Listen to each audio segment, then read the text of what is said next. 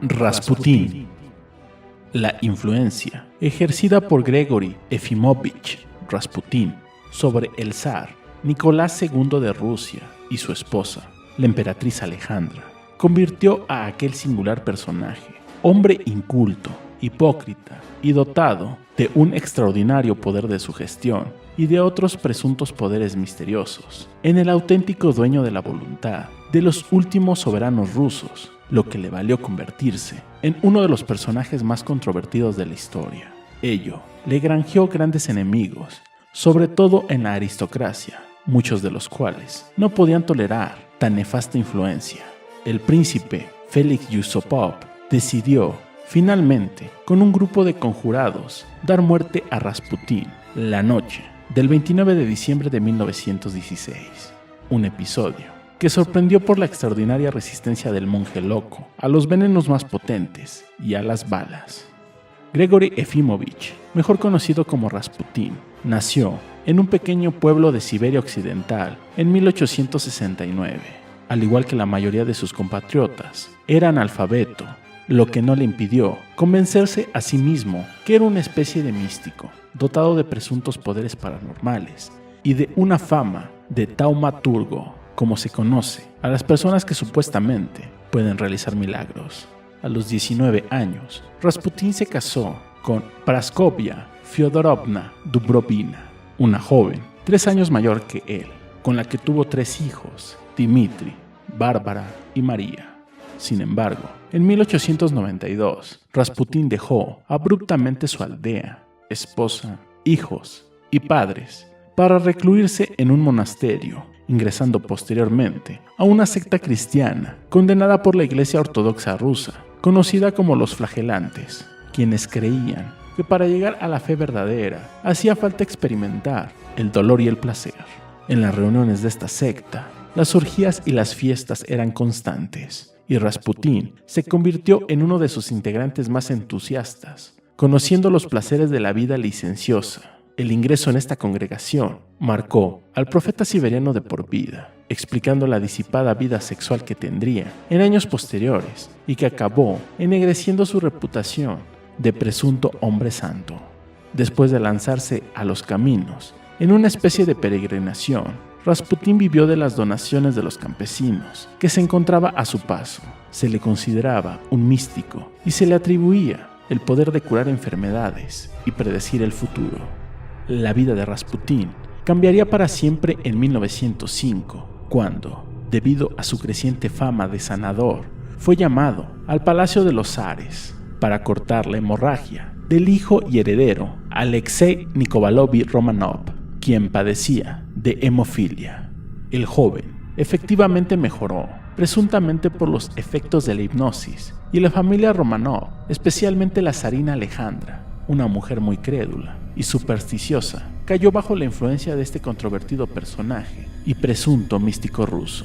La zarina no solo estaba convencida de que su hijo se había curado gracias a Rasputín, sino que también creía en los vaticinios del monje sobre los destinos de la Santa Rusia, a la cual veía a Rasputín en sus visiones, envuelta en una nube negra e inmersa en un profundo y doloroso mar de lágrimas. Rasputín no solo se ganó el favor de la familia real, sino que también buena parte de la aristocracia rusa se rindió ante sus pies, debido sobre todo a su carisma personal de gran altura.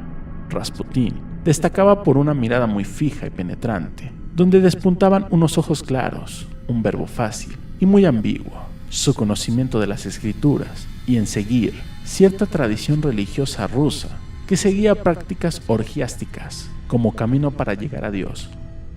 Por esta época, abundaban los rumores de que Rasputín era una persona licenciosa, a la cual se le veía muy seguidamente, borracho y en compañía de prostitutas.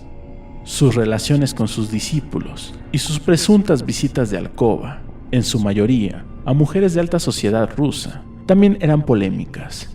Se dice que Rasputín, antes de intimar sexualmente con las mujeres de la nobleza, les decía: se deben cometer los pecados más atroces, porque Dios sentirá un mayor agrado al perdonar a los grandes pecadores, y antes de que podamos arrepentirnos, tenemos que pecar. Investido de un inmenso poder Rasputín comenzó a designar a muchos altos funcionarios y a hacerse con el control absoluto del gobierno. Su profunda influencia en la corte imperial terminó escandalizando a la opinión pública, sin mencionar que su comportamiento le daba mala reputación y sus orgías eran bien conocidas por el pueblo, que lo bautizó con el sobrenombre de El Monje Loco. La excesiva influencia de Rasputín en la familia del zar Nicolás y su familia, y en los propios asuntos del gobierno, especialmente en momentos en que la situación de la monarquía rusa era bastante crítica, despertó también el resquemor y la desconfianza de algunos nobles y cortesanos, quienes decidieron acabar con el monje loco a como diera lugar. De ese modo, el príncipe Félix Yusupov y el líder derechista de la Duma, Vladimir Purinkevich, y los duques Dmitri Pavlovich y Nicolás Mikhailovich acordaron matar a Rasputín en el propio palacio de Yusupov, luego de informarle al monje que la esposa de este, la duquesa Irina Alexandrovna, deseaba verlo. Rasputín se presentó en el palacio una noche de diciembre de 1916. Allí, Yusupov lo hizo esperar en la estancia del sótano, donde le sirvió vino y unos pasteles envenenados con grandes dosis de cianuro. Sin embargo, cuando todos esperaban que el místico ruso cayera muerto de inmediato por efectos del potente veneno, Rasputín siguió conversando como si nada hubiera sucedido. Yusupov entonces decidió darle un balazo en pleno corazón. Los increíbles sucesos que ocurrieron a continuación fueron narrados por el propio príncipe Félix Yusupov en su escrito Cómo maté a Rasputín. Al ruido del disparo acudieron mis amigos. Rasputín se hallaba tendido sobre la espalda. Sus facciones se contraían por momentos. Sus manos estaban crispeadas. Tenía los ojos cerrados. Su blusa de seda estaba enrojecida por una mancha sangrienta. Nos inclinamos sobre él para examinarlo. Al cabo de unos minutos, cesó de moverse. El doctor comprobó que la bala había atravesado la región del corazón. No había duda alguna. Rasputín estaba bien muerto. Apagamos la luz y subimos a mi cuarto, después de cerrar con llave las puertas del sótano. Yusupov agregó que después de subir a la casa y conversar con los otros conjurados sobre el nuevo porvenir que le esperaba a Rusia, después de haberse liberado para siempre de ese genio maléfico, un extraño presentimiento comenzó a molestarlo. Mientras hablábamos, de pronto una rara inquietud me turbó y un irresistible impulso me llevó a bajar al sótano, en donde reposaba el cuerpo de Rasputín. Yacía en el mismo sitio en donde lo habíamos dejado. Le tomé el pulso y no percibí latido alguno. Estaba bien muerto. Después de permanecer algún tiempo cerca de él, ya me disponía a irme, cuando llamó mi atención un casi imperceptible estremecimiento de su párpado izquierdo. Me incliné sobre él y le observé atentamente. Ligeros temblores contraían su rostro. De súbito, vi que abría su ojo izquierdo. Algunos instantes después, su párpado derecho comenzó a temblar otra vez y luego se alzó. Entonces vi sus dos ojos verdes de víbora fijados sobre mí con una expresión de odio satánico. Se me heló la sangre en las venas. Todos mis músculos adquirieron la rigidez de la piedra. Quise huir, pedir socorro, pero mis piernas no querían obedecerme y de mi garganta no salía sonido alguno. Me encontraba en una pesadilla, clavado en las losas de granito. El príncipe Yusupov añadió que entonces ocurrió algo atroz. Con un movimiento brusco y violento, Rasputín dio un salto, con la boca llena de espuma. Daba miedo verle. Un salvaje rugido resonó bajo las bóvedas y vi cómo sus manos se agitaban en el aire. Luego se arrojó sobre mí. Sus dedos intentaban cogerme por el cuello y se hundían en mi espalda como tenazas. Los ojos se le salían de las órbitas. La sangre resbalaba por sus labios. Con voz baja y ronca, me llamaba por mi nombre. Nada podría expresar el sentimiento de horror que me embargó.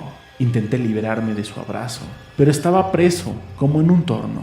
Una terrible lucha se inició entre nosotros. Aquel ser que moría envenenado, con la región cardíaca atravesada por una bala. Aquel cuerpo al que las potencias del mal parecían haber reanimado para vengarse de su derrota. Tenía algo tan terrible, tan monstruoso, que no puedo evocar aquella escena sin estremecerme de horror. Entonces me pareció comprender todavía mejor quién era Rasputín. Tenía la impresión de que me enfrentaba con el mismísimo Satanás encarnado en aquel campesino que me había tomado con sus garras para ya no soltarme. Gracias a un esfuerzo sobrehumano, logré zafarme de ese terrible apretón.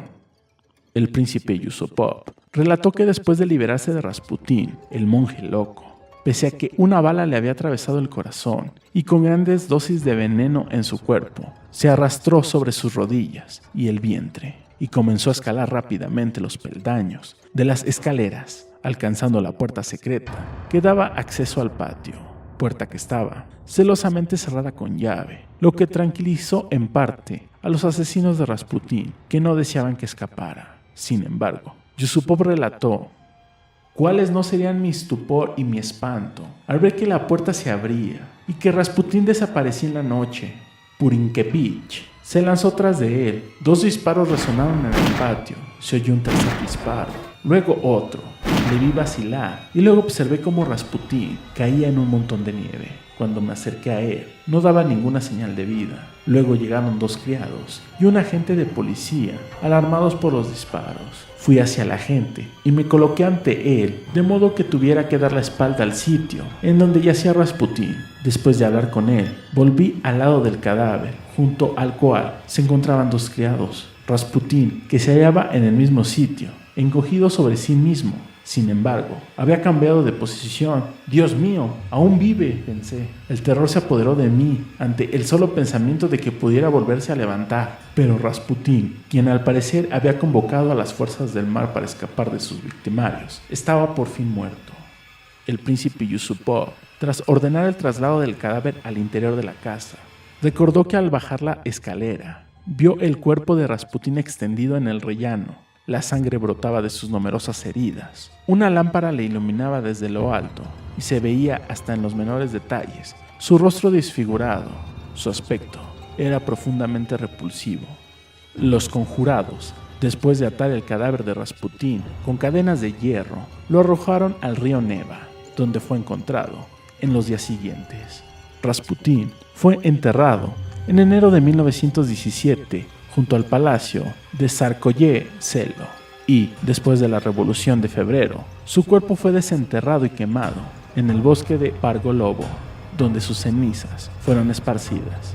Su famosa predicción de que Rusia se vería envuelta en una nube negra e inmersa en un profundo y doloroso mar de lágrimas se cumpliría al pie de la letra, especialmente después de la llegada de los bolcheviques al poder, con Lenin a la cabeza, quienes no solo asesinaron fríamente a toda la familia Romanov, el zar Nicolás II, su mujer Alejandra y sus 5 hijos, sino que también a miles de soldados y campesinos rusos.